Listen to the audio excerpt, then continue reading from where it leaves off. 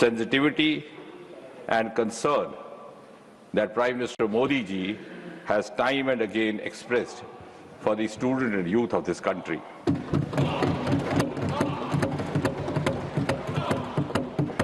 The bill also testifies that this government does not stand on prestige. We never stand on prestige. We are open to healthy inputs. We are open to constructive suggestions from all quarters. And that is exactly the reason why, in the wake of the recent sequence of events, Prime Minister Modi ji lost no time to declare that nobody will be allowed to jeopardize the future of our children, and also announced the resolve of zero tolerance to paper leak. And hence, this legislation, which seeks to make amendments in 2024 Act in order to make it more stringent, more deterrent, is being brought in. My humble request to all the elders in the House is that please help us implement this legislation effectively. And if there are any suggestions for improvement, I'll be taking note of it. I know by now most of the content of the bill is known to you. It has also been extensively reported in the media. Nevertheless, for a quick recall, I may state that this bill is a reaffirmation of the government's highest commitment to safeguard the welfare of the students and youth of this country. Paper leak is an at a malaise which has confronted this nation and has been reported from different parts of the country, regardless of whichever the party in power, regardless of whichever the state or the union territory. The list is very long, but if you go through, you will understand how assorted it is, hardly leaving any state or any party untouched. Some of the infamous paper leaks extensively reported in the media and talked about include the 2009 Railway Recruitment Board, 2011 All India Engineering Entrance Examination, 2012 AIIMS Delhi Entrance Leak, 2013 Maharashtra Higher Secondary Certificate Leak, 2010 B.Ed Entrance Examination, 2014. Yes, I am coming to that. I am coming to that. Yes. Coming to. I will come up to 26. I am going to come up to 26. Let the minister speak, please. I said I will come up to 2026. UP 2010 B.Ed Entrance Examination, UP 2014 Combined Pre-Medical Examination, UP 2015 Uttar Pradesh Provincial Service Leak, Tamil Nadu 2012 Tamil Nadu Public Service, West Bengal 2009 Joint Entrance Exam, Rajasthan 2018 Police Constable Recruitment Scam, 2019 Rajasthan Librarian Grade 3 Scam, 2020 Rajasthan Junior Engineer, 2021 Rajasthan Eligibility Examination, 2021 SI Recruitment Exam, 2022 RPSC School Lecturer, 2022 Police Constable, 2022 Senior Teacher Grade 2 Examination, same year RPSC Public Service Commission, 2023 Rajasthan REET exam, 2019 Odisha Teachers Eligibility Test, 2023 Odisha Staff Selection Examination, 2016 Karnataka UC, and very recently Jharkhand Public Service Commission, irregularities in combined service. Now the suggestion is to come to the current, yes. So 2026, current year, Punjab, Punjab pharmacy officer recruitment scam. So this is latest. I'm not missing technology. Please. And even more recent, Karnataka veterinary officers leakage.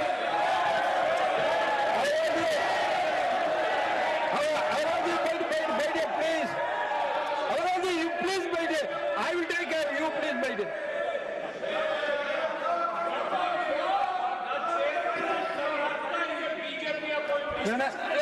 Please. Nothing will go on record except the minister's speech. So I'm glad that I'm glad the enthusiastic response from the opposition is a testimony to the fact that you have acknowledged what I have said.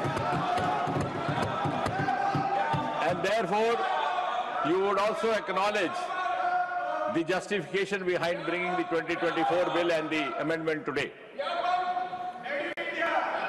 Broadly speaking, Chairman Sir, in this country we have 4 main recruitment agencies, namely the UPSC, the Staff Selection Commission, the Railway Recruitment Board, and the Institute of Banking Personnel.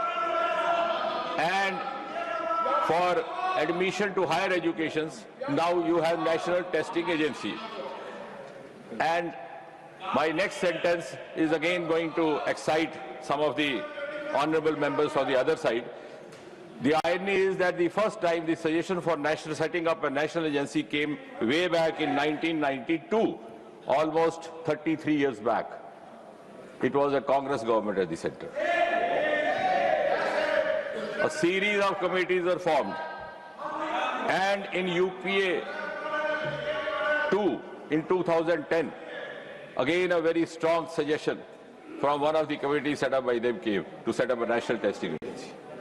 I'm sure they will appreciate and be grateful and thank Prime Minister Modi that the unfinished task and unfinished agenda left by UPA is being completed and brought to conclusion by the NDA.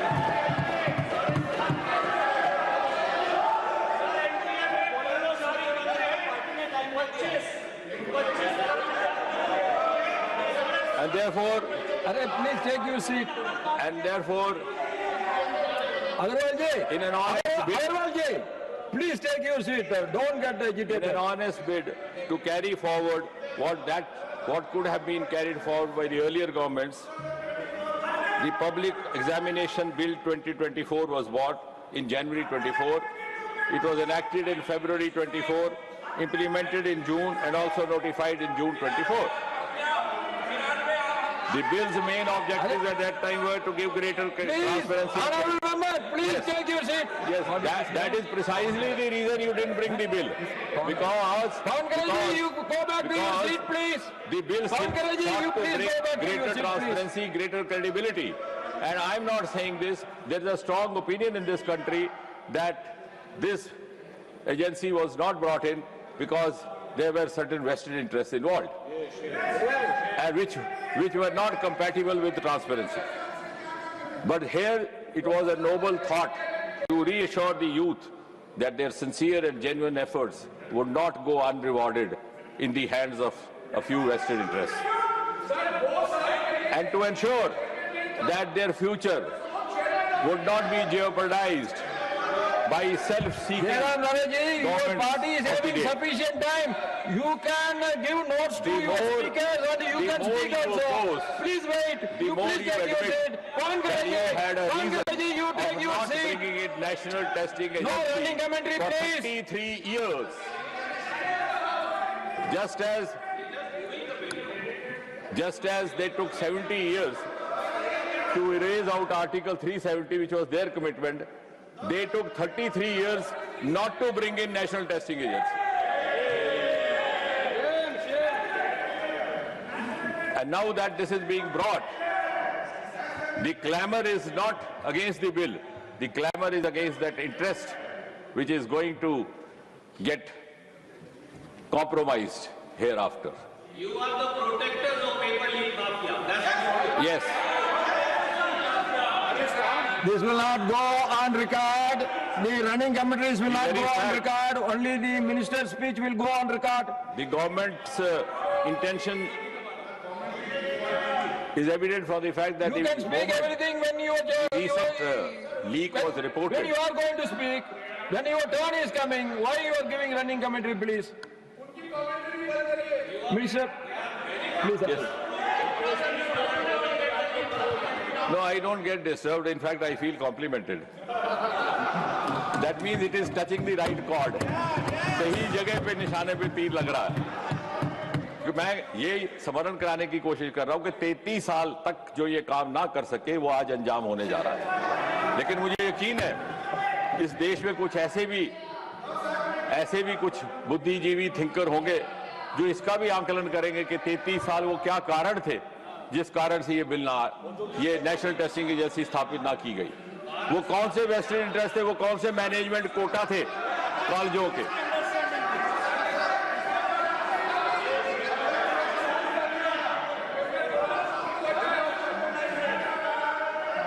And as far as the recent case is concerned, immediately it was handed over to the CBI. It is being followed as per the Prevention of Unfair Means. And therefore, yesterday the charge sheet was filed. And I'm glad to share that from yesterday, the trial has begun. As per this new law, the investigation will be complete in 2 months, followed by trial in 3 months, 5 mahine. We did not allow indefinitely running trials, which was happening in the earlier governments. अगर कहीं मजबूरी में कोई case दायर करना भी पड़ता तो it was more of an exit route or face saving, with the firm belief that you will never come to the conclusion.